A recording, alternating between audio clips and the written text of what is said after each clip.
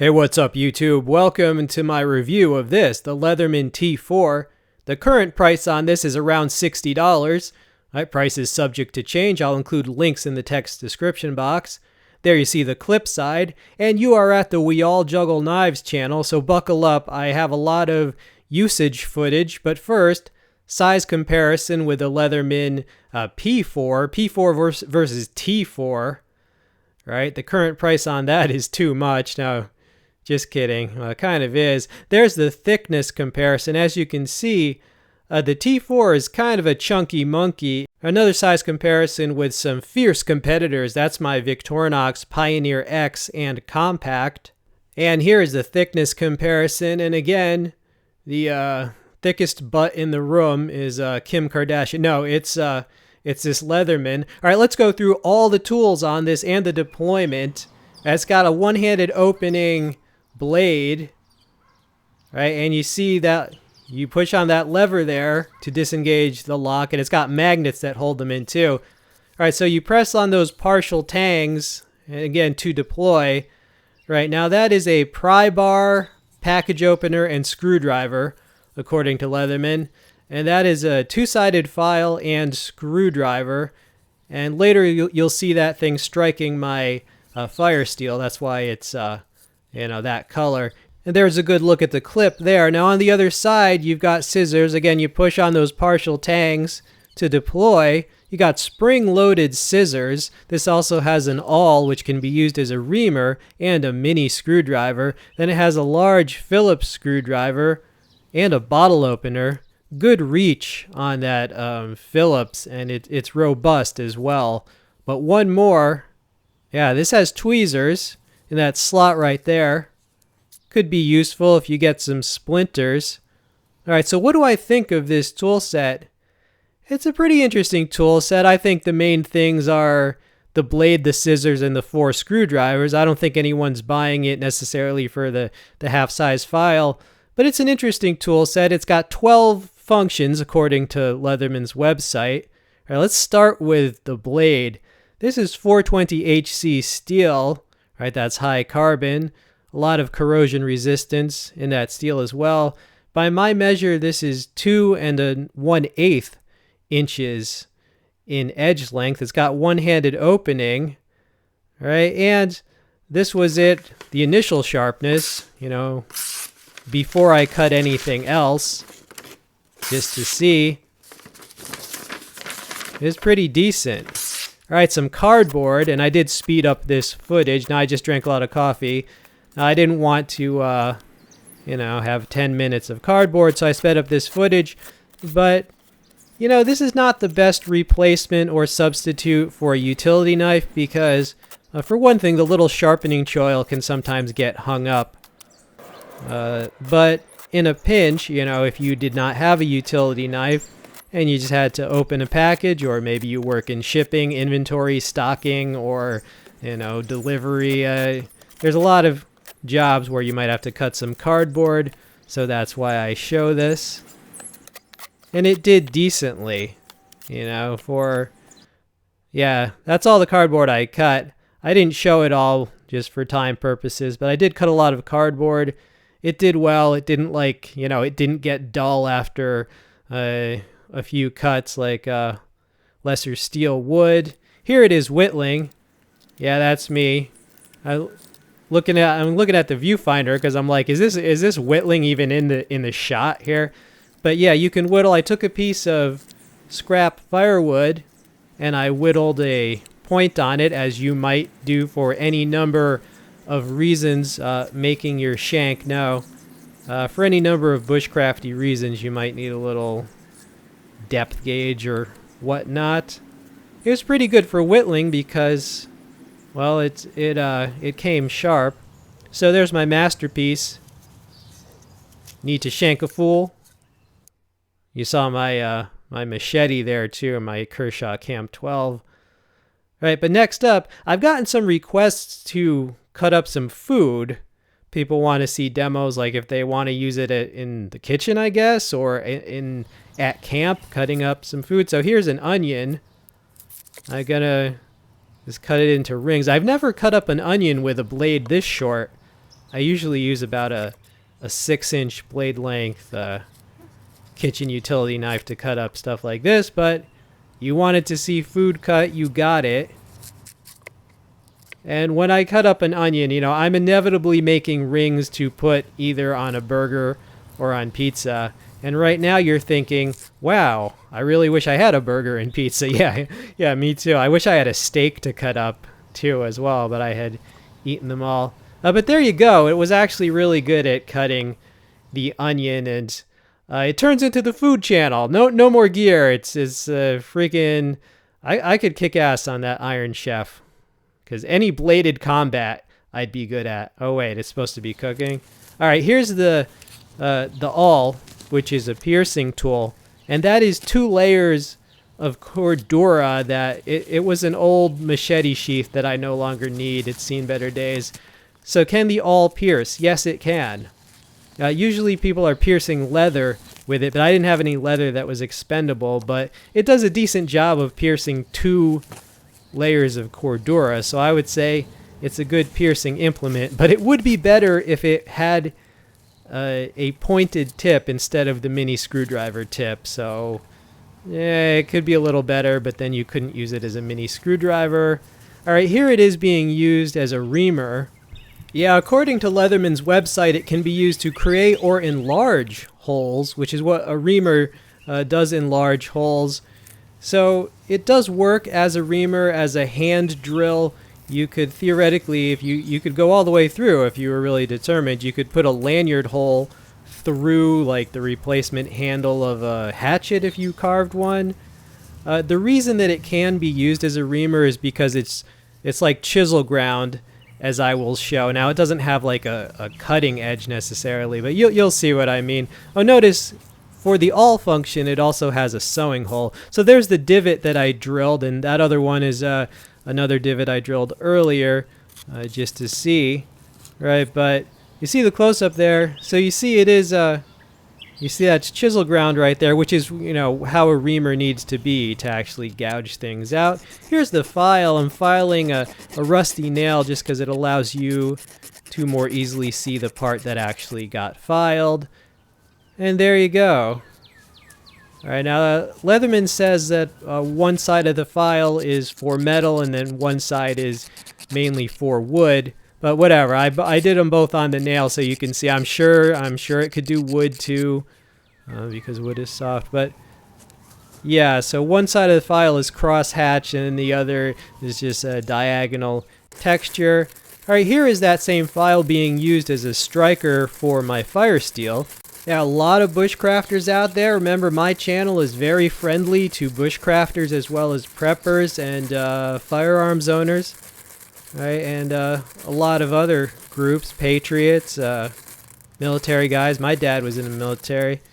All right, so now those whittling shavings had been out in the humidity for a while, so they were kind of damp. So that's why it took like a whole bunch of sparks to light them. But yeah, I always like to check if the file will be good for my fire steel, and it was. So that's just one more use. All right, let's do the screwdrivers. That is my Kershaw Camp 12 machete, and this is my favorite of the 4 screwdrivers because it has good reach and it is thick and just durable, and it happens to fit that screw that helps hold the handle on the machete onto the machete. All right, so you see, unscrewed and then screwing it back in. Yeah, it's a good screwdriver. And as I said, this has 4 screwdrivers on it.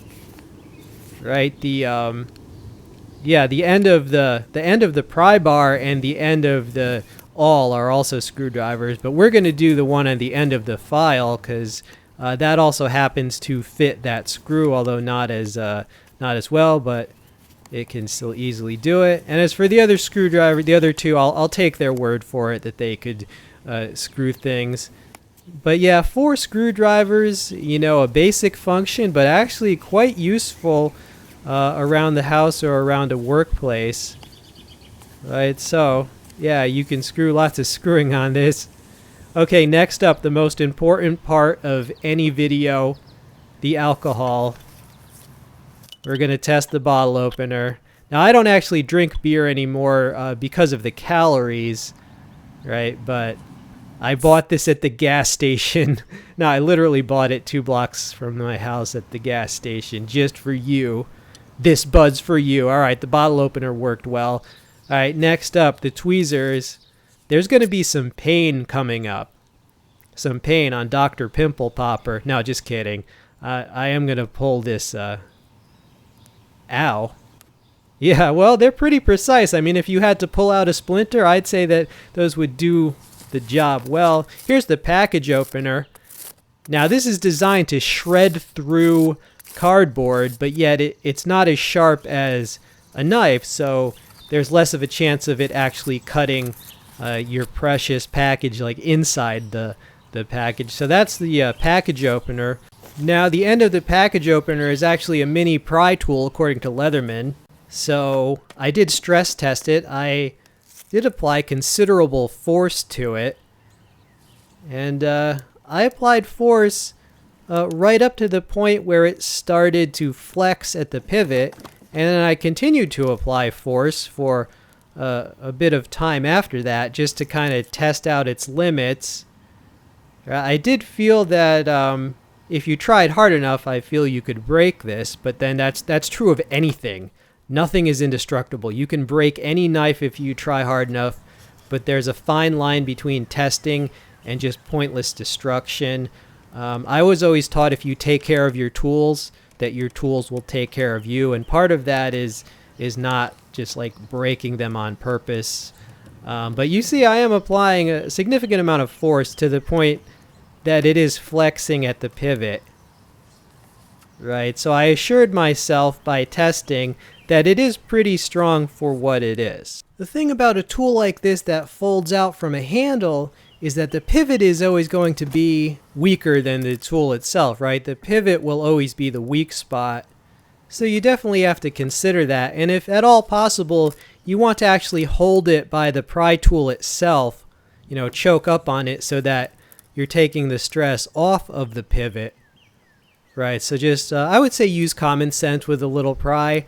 Remember, it's not a crowbar. It's like a very small, it's the size of something that would be on your keychain, like the Gerber Shard. Right, so just keep in mind. Yeah, there you saw it flexing a bit at the pivot. Yeah, just use common sense with that tool. All right, the scissors. Here it is on, we'll start off easy and then cut a bunch of other materials. But there it is. Just cutting some paper for you office drones. A lot of offices are going to paperless now. All right, here it is on cardboard. Fairly thick cardboard. It does pretty well. Oh, by the way, I did leave the background noises on because that was requested by viewers. They just found it disorienting when it was like no background noises. So I left them on, but I did turn them down quite a bit. All right, you see how thick that cardboard was? And it did fairly well on the cardboard. All right, these are some plastic bindings that you sometimes get on packages. If like tiles or books sometimes will have these plastic bindings. So if you had to cut plastic, it does really well on the plastic bindings. Okay, next up, it's a rubber bike tire tube that you could use to make Ranger bands. And it does well in the bike tire tubing, but it does best if you hold each end and then kind of squash the tube flat and help it out a bit. Right, so if you need to make some Ranger bands, there you go. Right, next up I've got some cord, right, twine from the dollar store, made in India. And it does pretty well on that. Speaking of this cord, I had a troll one time complaining because I had used some electrical tape from a dollar store, and he assured me that you can't use tape from a dollar store because it's not good, as if he had tested the tape in every dollar store in America. Okay. Final conclusions on this T4. Well, I definitely like it a lot more after having used it than before, because it's easy to criticize something when you're just trying to think up anything, when you're just looking at it sitting around. But after using it, I did warm up to it.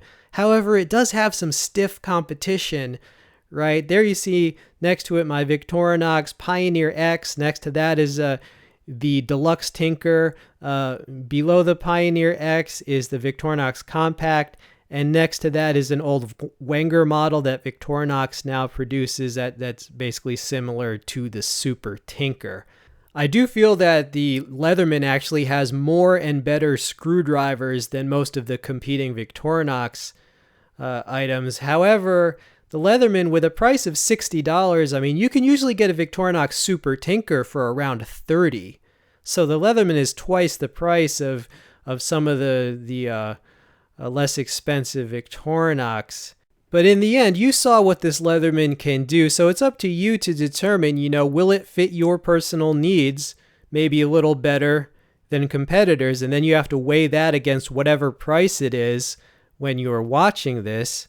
Right, in the text description box, I will include affiliate links to, there's going to be 3 sections. There's going to be the Leatherman section, then the Swiss knife section, and then the budget-friendly multi-tool section. So you can use those links. They do help and support the channel, so I appreciate everyone doing their normal shopping through those links.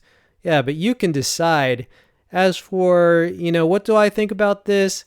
I do wish they would just go ahead and use the same scissors Victorinox does. Maybe if they could license those out the way Emerson licenses out its Wave to different companies. I probably would have used a different blade shape, but I do think that blade shape is pretty nice blade shape. I probably would have just used like a Wharncliffe. They've done a decent job. I see why they used it. The half-assed file, it's what could fit in this. It has a short pull and push stroke because it has to fit in the handle. The pry tool, I'm not even really sure that that multi-tool should have a pry tool that's attached. I think they should maybe just have a separate little pry that fits in the sheath. Fit a Gerber shard into the sheath or something so there's no weak point for the pivot. Right? And the reamer awl, that's kind of iffy. I think a lot of people would forego the mini screwdriver part to just have a more pointed tip, right?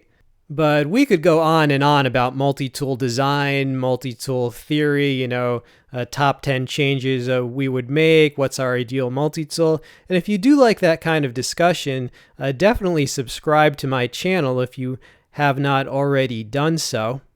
Right? I do hope the price on this comes down, but then again, I hope that for everything, because why would you want to pay more? But I definitely have to give respect to Leatherman for two reasons. One, it's really hard to make a multi-tool that does not have pliers, that isn't just another knockoff of a Victorinox. Well, Leatherman has made this sufficiently different and included different features and made it sufficiently unique and original that nobody's going to say, oh, it's just a knockoff, because it doesn't even look like a Swiss knife. So props on originality.